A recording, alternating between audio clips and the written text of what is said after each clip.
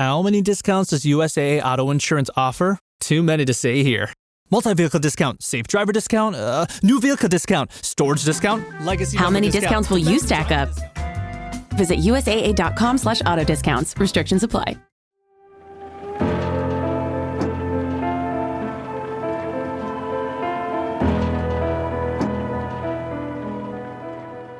Welcome back to Drilled. I'm Amy Westervelt. You might remember I was slowly making my way through the most recent IPCC report. That's the mitigation report, which came out in April. Well, it's almost 3,000 pages, and between life and work, it's taken me a while. But today, I want to get into one of the main topics I saw a lot of people focusing on in the report: carbon dioxide removal.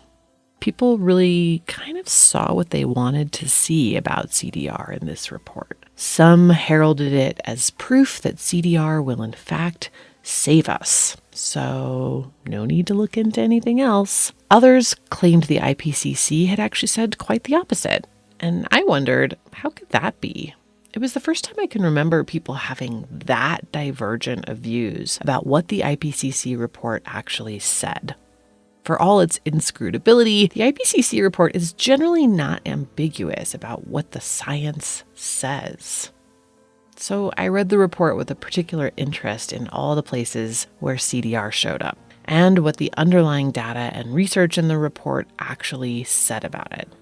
Lucky for me, the smart folks over at the Center for International Environmental Law, or CL, had the same idea and put together a brilliant report on this subject. Today, I'm joined by the architects of that report, Nikki Reich, director of the Climate and Energy Program at CL, and Carol Muffett, the organization's president and CEO. They walked me through a whole bunch of the discrepancies on carbon removal tech in this report, and were able to actually answer the question, what did the IPCC say about the potential of this tech? That's coming up right after this quick break.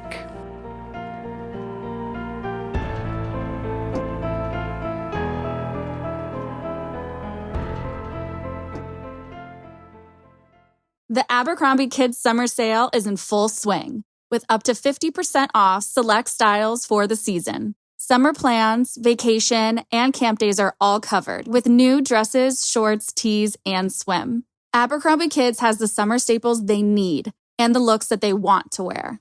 Shop in-store, online, or in the app. Offer applies to select styles as indicated. Discount applied at checkout online.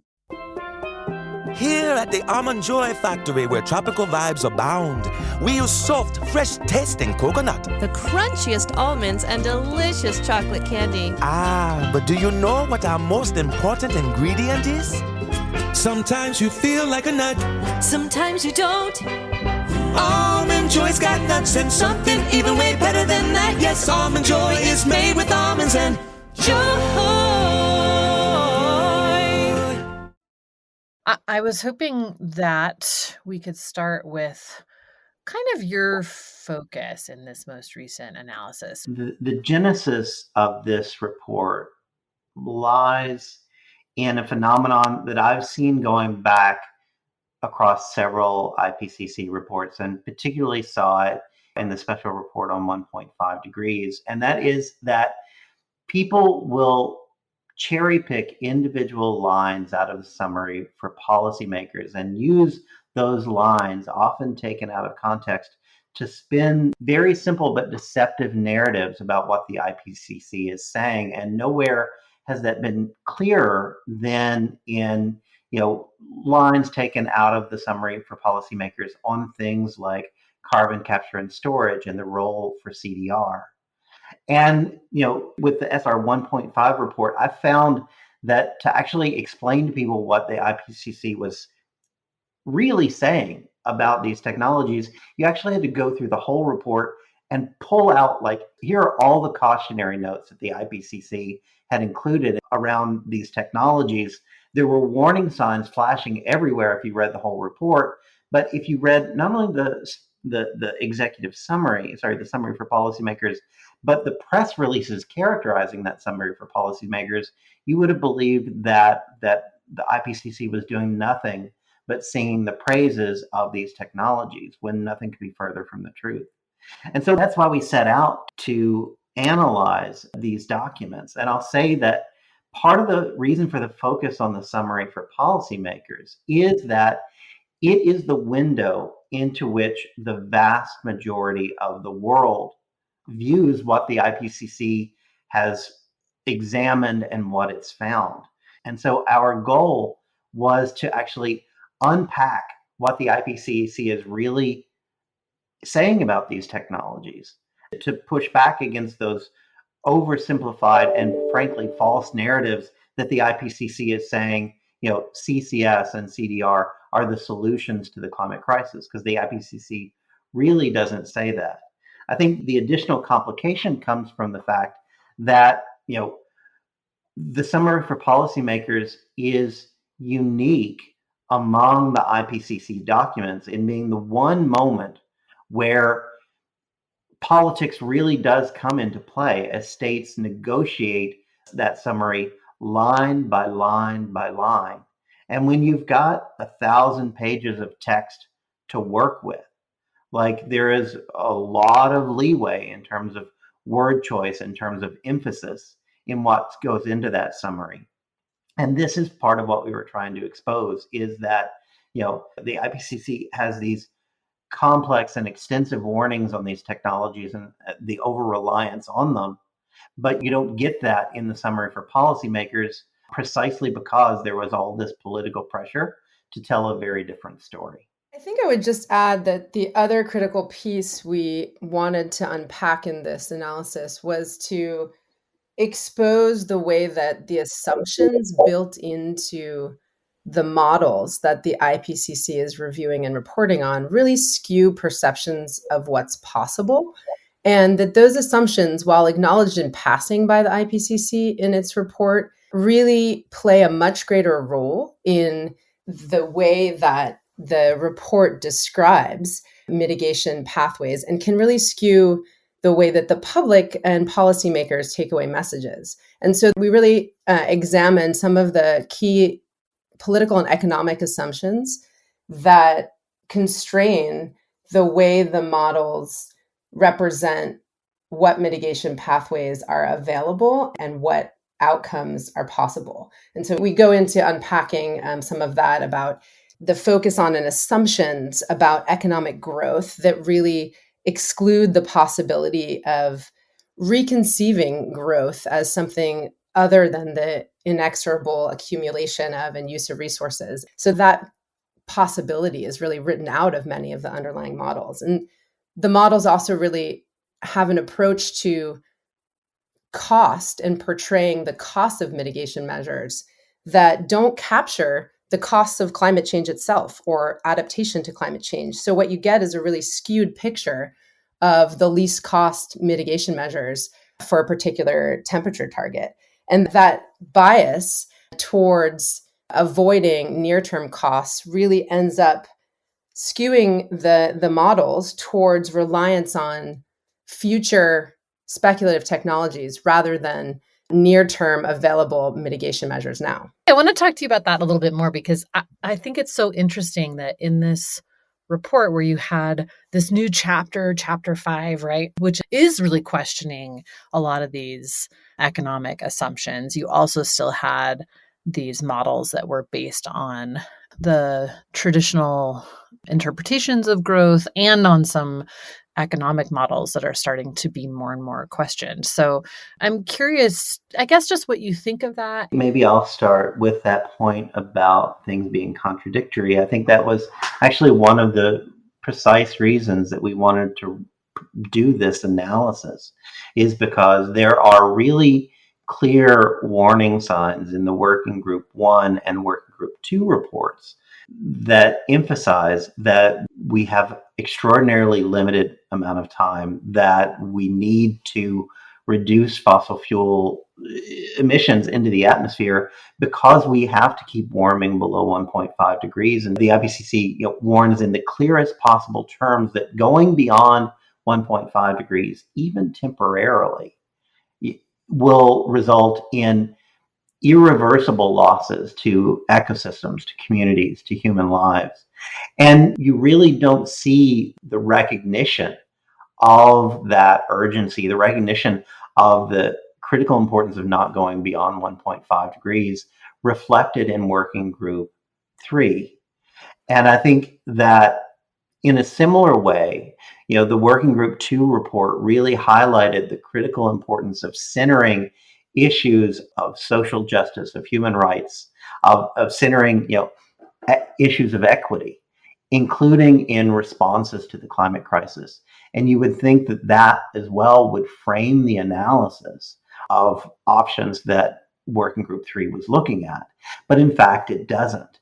And you mentioned the point about costs, and I think one of the things that was really striking for us, even in the late stages of this report, is figure 7 from the Working Group 3 report, which lays out in really stark terms, I think, that the difference between the promise of renewable energy and the reality of renewable energy and electrification, and the potential of some of these technologies like carbon capture and storage and CDR.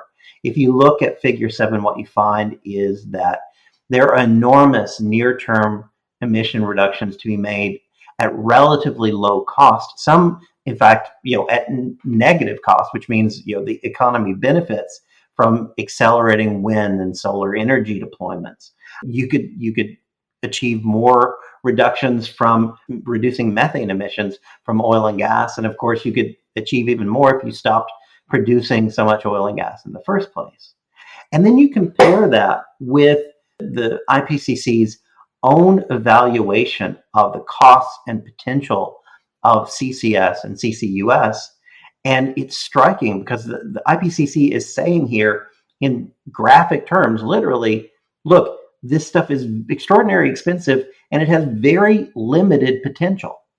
And yet, when you look at the report itself, you don't see that reflected in the analysis at all. In fact, the story that the summary for policymakers appears to tell is one that really puts CCS and CDR at the forefront of solutions.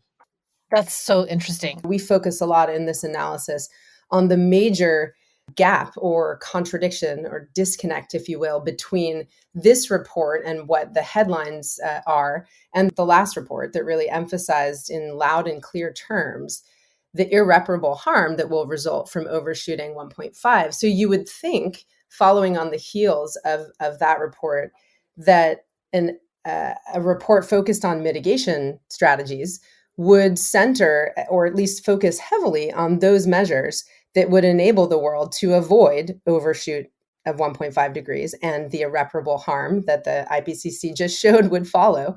And yet we see, a presentation of these modeled pathways side by side, so that in presenting the C1 modeled pathways, those that involve no or low overshoot of 1.5, right alongside scenarios that model a temperature rise to catastrophic levels, can be misread or would suggest that all options are on the table, that all those pathways are somehow acceptable or conceivable policy options. And you referenced the chapter on demand side measures, which I think, is a really important one to see in this report. But we did notice similarly that many of the most new and radical and critically progressive thinking about reconceptualizing demand and the systemic change needed to actually reduce energy demand is not yet reflected in the modeling of mitigation pathways, in those integrated assessment models that really underlie the graphs and charts of projected pathways. And, there's a lag time always between new science and the consensus science that's sort of summarized here. But what we're also seeing is that the scientific studies that are produced are influenced by the government sources, the corporate entities, and other funders that really guide what research is done. And so there's a real gap and a need to ensure that research is being done to actually map and model what it would look like to implement some of these systemic changes.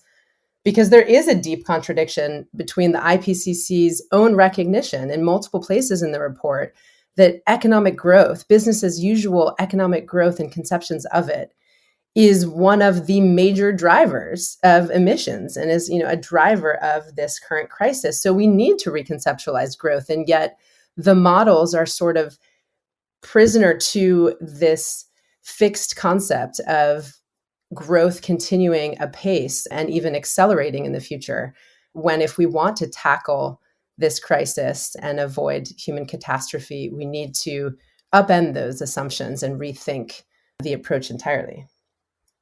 Mm-hmm. Yeah. I'm curious what you guys think. You mentioned the research, just how much this sort of illustrates the need to get certain corporate interests out of the research realm. I think there's a simple answer and a complex answer. I'll start with the simple one.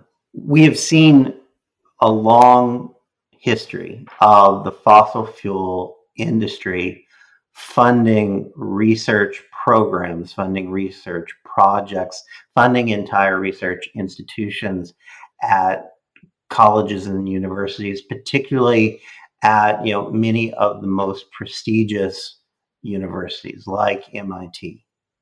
And you look at the research that comes out of those programs, and much of it emphasizes technologies like this. MIT ran a whole program on carbon capture and storage for a long time. I think you see a heavy focus in a lot of this industry-funded research on what can be done that allows business as usual while managing the problem or appearing to manage the problem.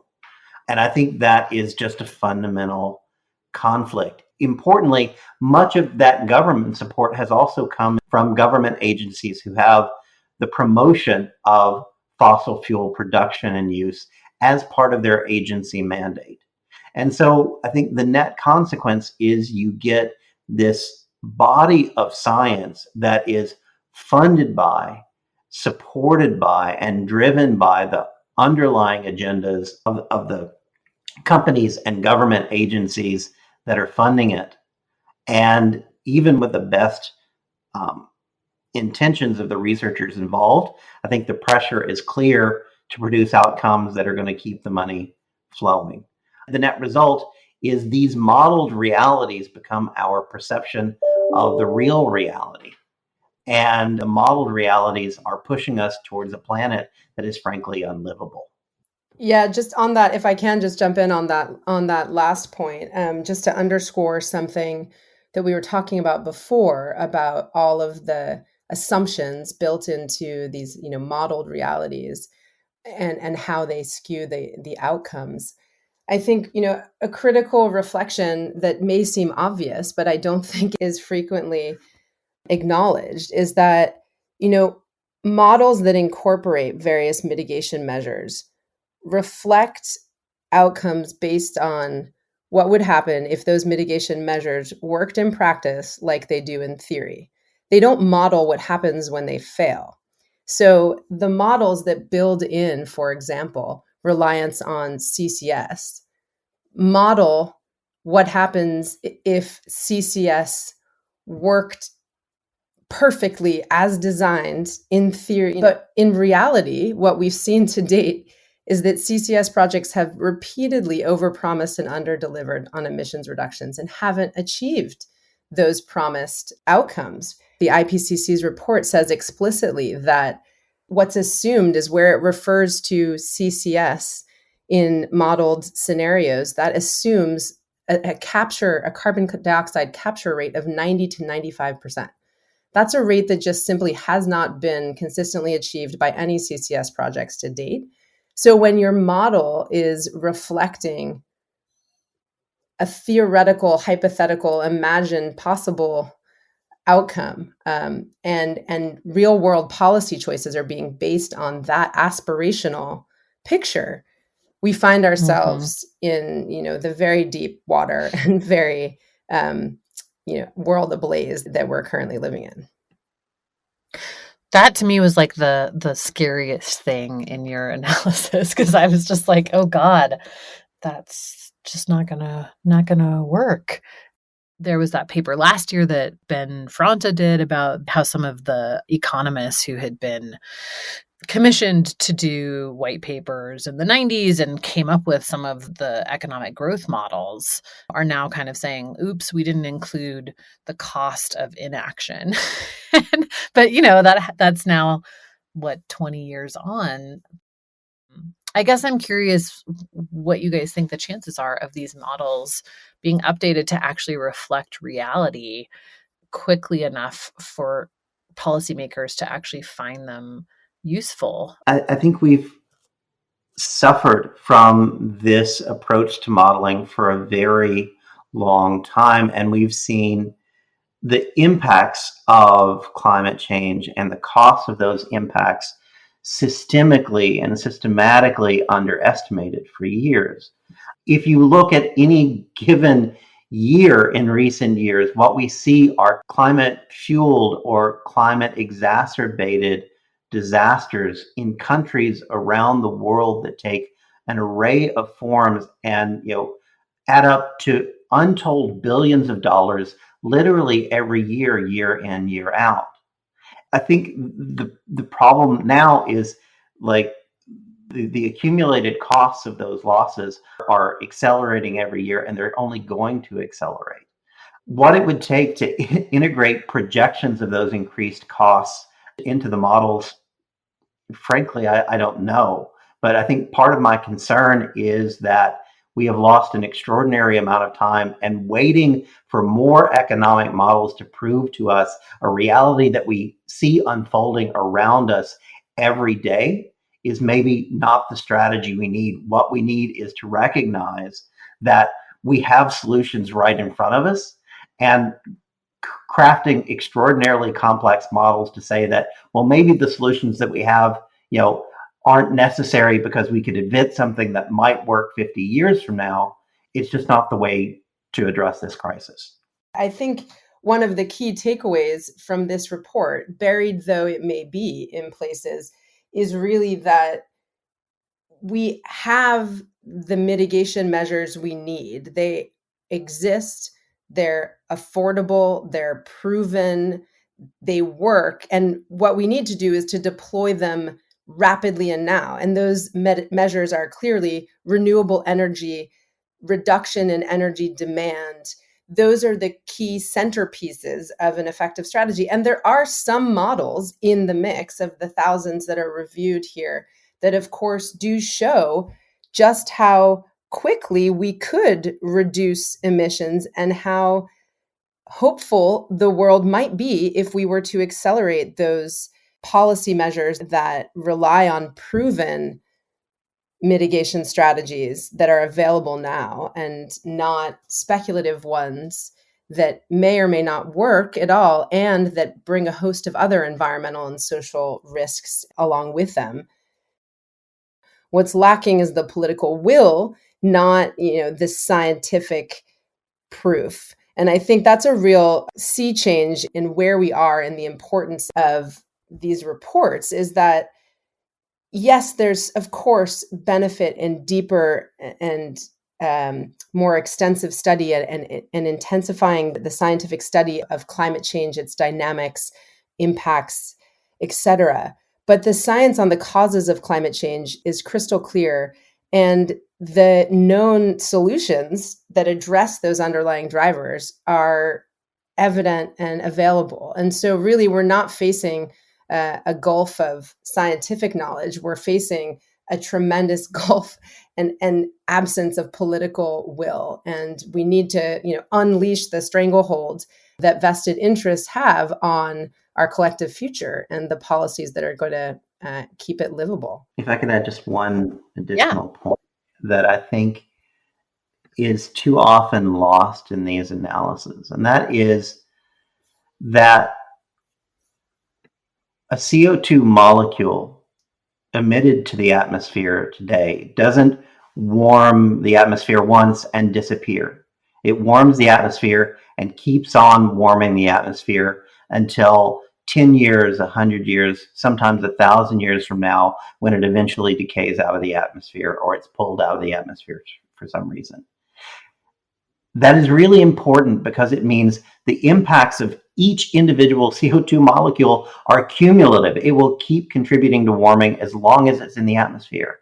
And that means that cutting emissions early, cutting emissions now, has a much higher impact than trying to cut emissions or pull carbon out of the atmosphere a decade from now or 3 decades from now. One of the really striking things that comes out of the IPCC report is there's a place where the IPCC acknowledges that the divergence between the high ambition pathways and the low ambition pathways would become clear in terms of emissions, in terms of other sorts of pollutants within a few years. And by 2030, we would start to see that divergence in terms of what the levels of new CO2 accumulating in the atmosphere are. That's an extraordinary thing to recognize. And I think our policy processes don't appreciate it enough. Like literally, if we accelerate these responses, we'll start seeing the outcomes from that, the shifts in that really, really rapidly.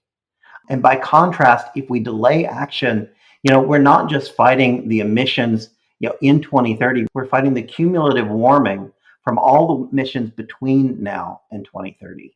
Why do you think that there was such a difference between Working Group 2 and Working Group 3, especially given that I feel like a lot of people were expecting Working Group 3 to kind of come out guns blazing in a way that it didn't really. The key difference between these past reports on the physical science and the impacts and experiences of climate change and this Working Group 3 report on what can and effectively what should we do about it. Although the report is not prescriptive, it lays out science and research about what can be done to address this problem and really tease up what is ultimately a political and economic question about which steps are we going to take. All of them carry some cost, but some costs are borne disproportionately by future generations, but also by disadvantaged populations today. And some of those costs are absolutely necessary to bear.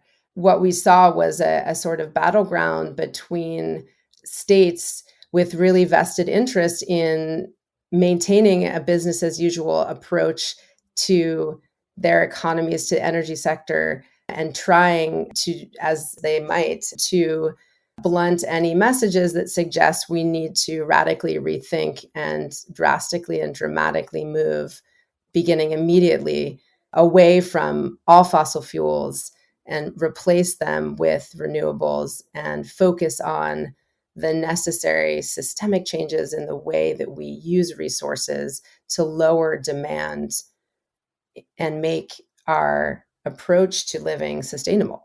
Yeah, and I think what I would add to that is first to recognize the extraordinary resistance on the part of, some core governments, not just Saudi Arabia as a producer of oil and gas, but the US, to grappling honestly with what the IPCC science tells us and grappling honestly with what that means for how things need to change, because changing is politically unpalatable and politically uncomfortable, even when it's vitally necessary. And I think that is compounded by where we are in the trajectory of denial. We talked earlier about the role of industry in funding scientific research in this space. And I think if you watch the history, if you pay attention to denial efforts across spaces and across time, they follow a pretty predictable arc. First, you deny that a phenomenon exists, and then you deny that the phenomenon is a problem, and then you deny that the problem is severe. And when that no longer works, then you deny that people are causing the problem or that you specifically are causing the problem. Then you turn to economics and say, oh, well, it's too expensive to address it. And then in the final stages, you take one of two courses, and we're seeing both of them play out. You argue that, oh, yes, the problem exists, and we're part of the solution. We've been part of the solution all along. Or you couple that with the problem exists, but it's really too late to do anything about it. So we really just need to learn to adapt. And that schema, that playbook is one that we've seen play out over and over again. And so what does that mean for these IPCC analyses? Well, I think it means that, we know that the fossil fuel industry spent a really long time arguing that there was no such thing as climate change. And it lost that argument in the weight of the overwhelming evidence. And so engaging in that part of the fight really doesn't benefit it anymore. And then they spent a long time arguing that it wasn't worthwhile to address the climate crisis. But again, the evidence makes clear that we have to act. And so what I think you've seen is a really heavy shift in the debate away from those early parts of the denial equation. This problem doesn't exist. This problem is manageable, to focusing denial efforts on, what, we can manage this. Fossil fuels are part of the solution. They've been part of the solution early on, all along. And that, I think, is that disproportionate focus of industry efforts and the efforts and funding of countries like the United States and Saudi Arabia, I think, has a disproportionate impact on the science around mitigation as compared to the science that speaks to the physical reality of climate change and the mounting and incontrovertible evidence of its impacts.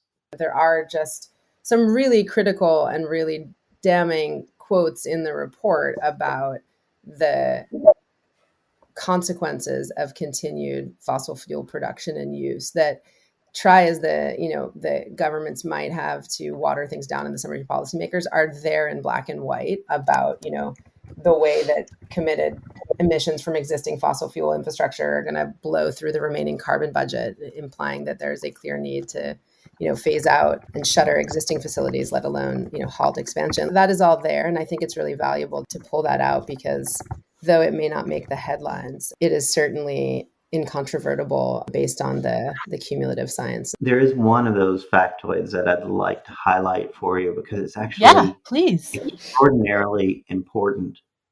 And that is, when we've talked, a lot about CCS, but two of the biggest carbon dioxide removal technologies that figure in the Working Group 3 report, and indeed in the business models of oil and gas companies and in the national action plans of the United States and other countries, are bioenergy with carbon capture and storage, called BECCS, and direct air capture, which is all the rage lately, the idea that you can suck carbon directly out of the ambient air. And I mention this because there's an extraordinary and growing reliance on BECCS and DAC, particularly in these models. And you hear even climate advocates say, well, we're going to need that to address the problem. And I think one thing that the IPCC makes really abundantly clear that people should understand is that BECCS and DACs, even according to their advocates, wouldn't make any meaningful contribution to removing CO2 from the atmosphere until well after 2050. Some models say 2060, 2070, or beyond. In a world where we need to cut emissions in half by 2030 and eliminate them by 2050, strategies that say, oh, we'll start contributing to the solution sometime after 2050 simply have no significant place. I find that so concerning too, just the number of climate people that I see kind of being like, well, we're going to need this, but just not being clear about how far off and potentially impossible it is. The idea of a giant CO2 vacuum is like so viscerally appealing to people, that I think it's just so dangerous. Well, and I think there's been a real misperception and misreading of the messages on CDR, carbon dioxide removal, and the two most prominent forms of which discussed are BECCS and DAC, in that, sure, many scientific studies will show that we may need some amount of CDR at some time in the future to address residual emissions. That statement is not the same as saying CDR is a central part of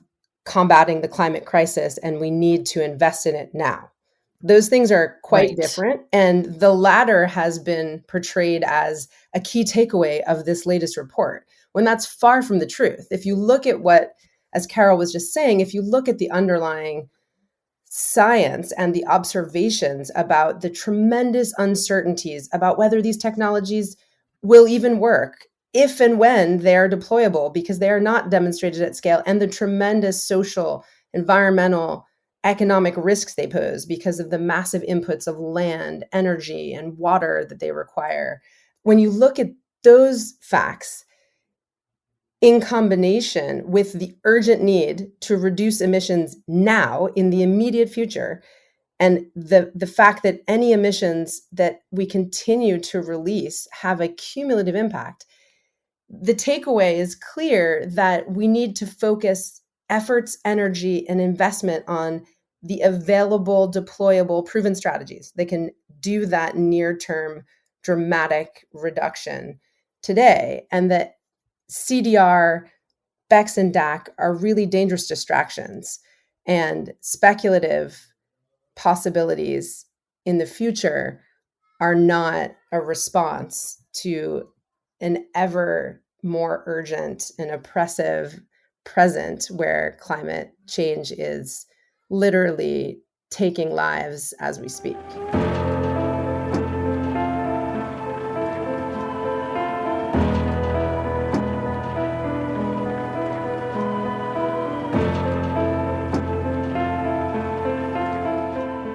That's it for this time. Thanks for listening, and we'll see you next week.